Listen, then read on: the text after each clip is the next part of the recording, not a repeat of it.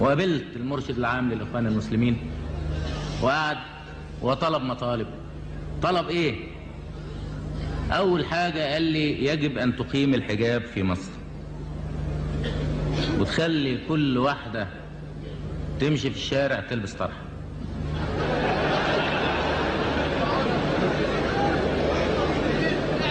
كل واحدة تمشي.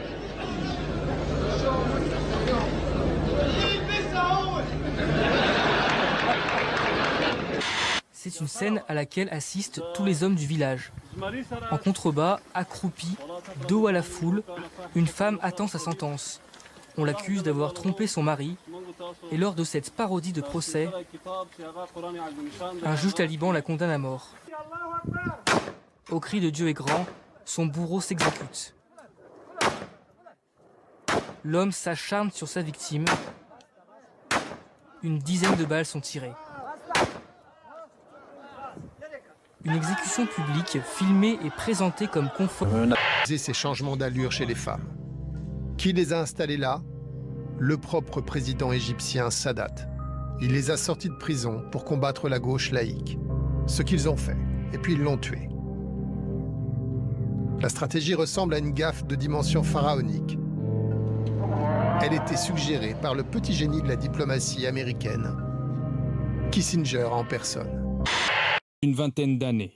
C'est grimé de la tête aux pieds, muni d'un gilet pare-balles et d'un masque à gaz qu'il fait irruption dans la salle où est projeté le dernier Batman.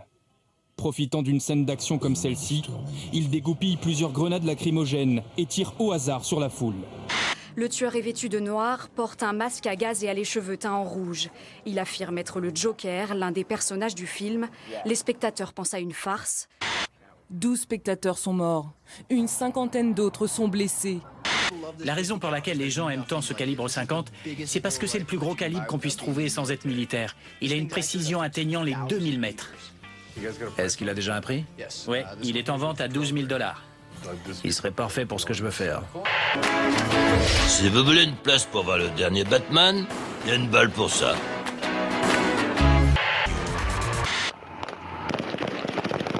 Les images ont horrifié l'Afrique du Sud. Ces policiers tirent à balles réelles, sans sommation, sur des mineurs en grève. Bilan, plus de 30 morts. Il m'a dit que tu serais certainement envoûté par l'esprit d'un ancien nazi qui serait revenu sur Terre afin de remettre au point 2-3 détails historiques sur lesquels il n'est pas d'accord. Je peux te parler? Bon, il m'a dit qu'il peut peut-être te désenvoûter. De plus pour attirer le client. Le patron a eu cette idée, appeler sa boutique Hitler avec une croix gammée sur le i. Depuis une semaine, les plaintes se multiplient. Les habitants du quartier demandent qu'il change de nom, mais le patron se défend. On a juste trouvé que Hitler, c'était un nom accrocheur, dit-il. J'avais entendu dire qu'Hitler était quelqu'un de strict, mais avant d'ouvrir la boutique, je ne savais pas vraiment qui c'était.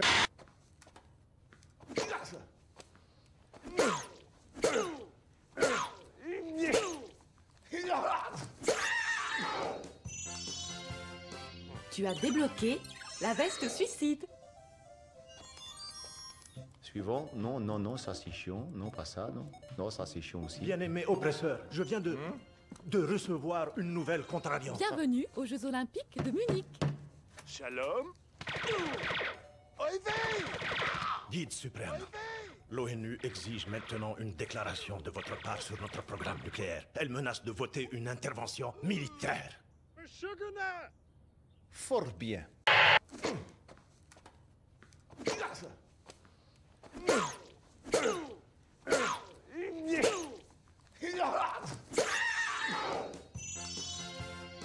Tu as débloqué la veste suicide.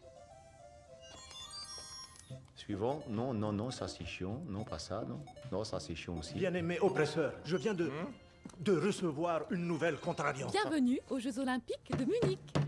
Shalom.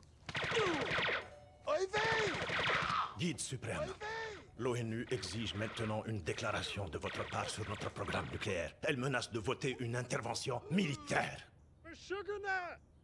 Fort bien.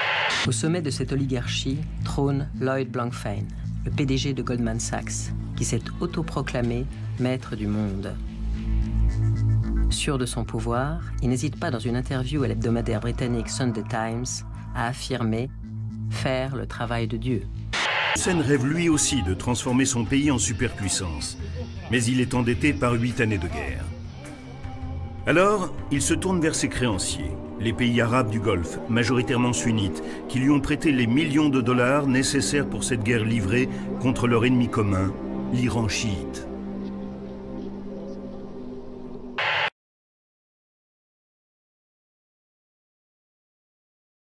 Dans les années 90, l'arrivée des premiers mathématiciens sonne le début de l'âge d'or de la finance. Goldman Sachs recrute les meilleurs. C'est la marque de la banque. Leur mission est de transformer le monde en équation et de fixer un prix à tout ce qui nous entoure, entreprises, États, individus, puis de parier à la hausse ou à la baisse pour engranger le maximum de bénéfices. En échange, la firme, comme on la surnomme, garantit à ses troupes une vie de millionnaire.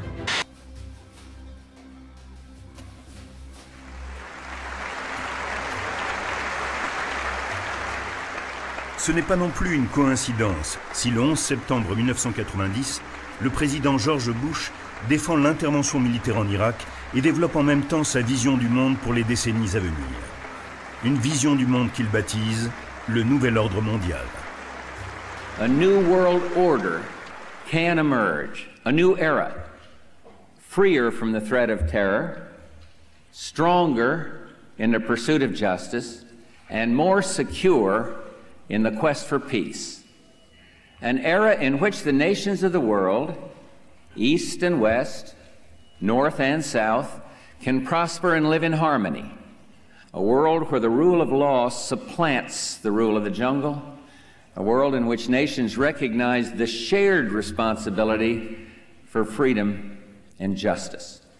A world where the strong respect the rights of the weak.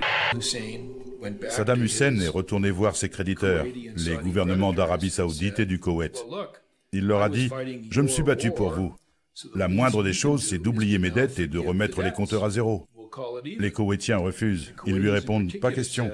Nous vous avons prêté cet argent, il faut nous le rembourser. » Alors Saddam Hussein décide de résoudre lui-même le problème. Pour comprendre, il faut remonter à la célèbre conversation entre notre ambassadrice et Saddam Hussein. Ses instructions de Washington étaient incomplètes. Elle lui a donné une fausse impression sur la manière dont l'Amérique réagirait. Quelques jours avant l'invasion du Koweït, Saddam Hussein rencontre April Glaspie, l'ambassadrice des États-Unis en poste à Bagdad. La teneur de leur conversation a depuis été rendue publique. Des États-Unis en poste à Bagdad. La teneur de leur conversation a depuis été rendue publique. Voici ce qu'elle lui aurait dit. J'admire vos efforts pour reconstruire votre pays. Je sais que vous avez besoin de fonds. Nous n'avons pas d'opinion à émettre sur un conflit entre pays arabes comme celui concernant vos désaccords frontaliers avec le Koweït. Les États-Unis ont-ils piégé Saddam Hussein en fabriquant un prétexte idéal pour se débarrasser de leur ancien allié devenu trop ambitieux? En 6 mois, les États-Unis organisent la riposte. Dès l'automne 90, ils mettent en place une coalition de 34 pays. Les troupes irakiennes se retirent fin février 91 en mettant le feu aux 732 puits de pétrole koweïtiens. Un gigantesque sabotage qui provoque une des plus grandes catastrophes écologiques du Moyen-Orient. La réponse de Saddam Hussein à l'Occident. Ne veut-il pas ainsi montrer que pour lui, le moteur du nouvel ordre mondial américain n'est ni Dieu, ni la démocratie, ni la paix, mais le pétrole? Je pourrais monnayer l'accès au pétrole wadien. Gazprom, vous aurez le contrôle des champs pétrolifères du Sud. BP, vous contrôlerez le Nord. Exxon, vous aurez les droits offshore, mais n'utiliserez pas les plateformes de BP. Et Monsieur Lao PetroChina exploitera notre gaz de schiste.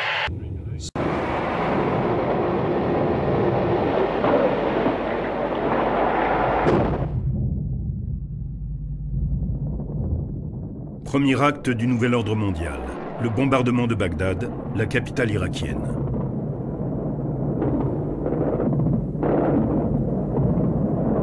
Not again! Not a human life! A human life! Children and elderly and women!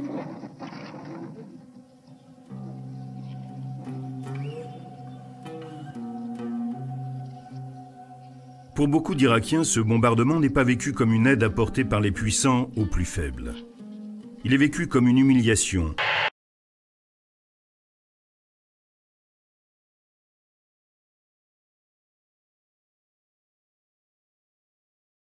Il a même fait inscrire sur le drapeau irakien « Il n'y a de Dieu que Dieu ». Ça n'avait jamais été fait. Minorité de musulmans, il tourne ses missiles contre Israël et leur envoie des Scuds. Une stratégie qui ne parvient pas à rallier les autres pays musulmans à sa cause, mais qui galvanise ses troupes pour résister à la puissante armée américaine.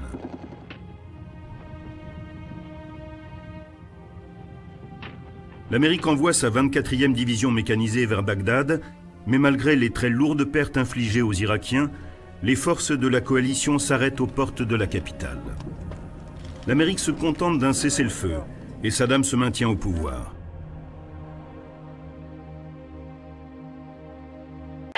Non, une raclette, c'est avec ça qu'on bombarde les mariages en Afghanistan. Ah non, ça c'est une roquette. Ah putain, c'est tellement bon qu'il est perdu, hein. Vive l'Amérique. Mais non.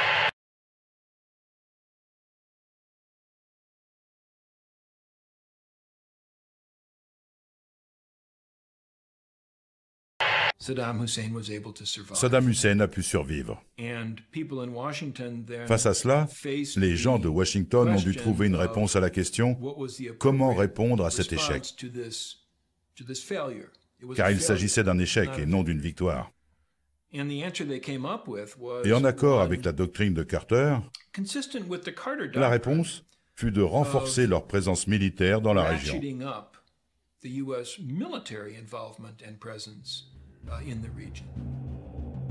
Acte 2 du nouvel ordre mondial. Pour consolider sa mainmise sur le Moyen-Orient, l'Occident utilise cet échec apparent. Il impose à l'Irak un contrôle de son espace aérien, et l'armée américaine installe durablement ses bases en Arabie Saoudite.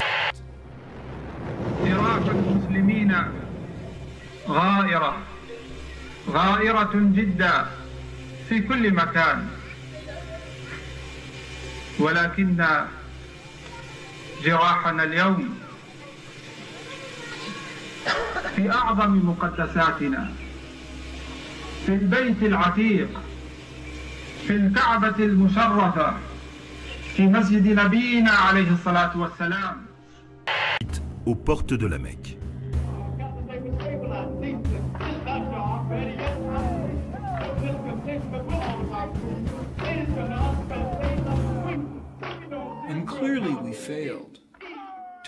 Il est clair que nous n'avons pas compris à quel point ceci était offensant pour les Saoudiens.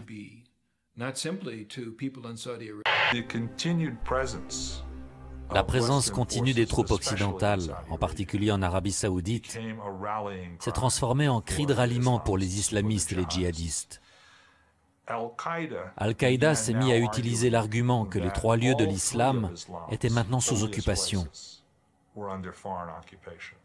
La Mecque et Médine par les forces américaines en Arabie Saoudite et Jérusalem par les forces israéliennes en Palestine. Du Golfe, le Moyen-Orient devient le champ de bataille d'une nouvelle division du monde. Le nouvel ordre mondial se met en place, mais les murs se dressent à nouveau. Non plus entre l'Est et l'Ouest, mais entre le Nord et le Sud. Entre les pays riches qui cherchent à conserver leur hégémonie et les pays qui cherchent à se développer. Les conservateurs américains ne parlent plus de guerre des idéologies, mais de clash des civilisations. Un affrontement entre le monde dit judéo-chrétien et le monde dit arabo-musulman. Et Jérusalem devient le centre symbolique vers lequel les belligérants des deux mondes se tournent.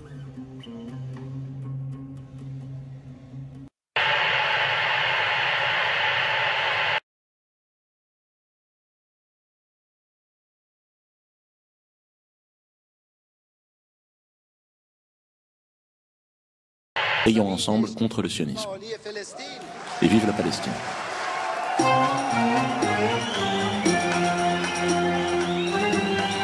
I have certain rules I live by. My first rule, I don't believe anything the government tells me. Nothing.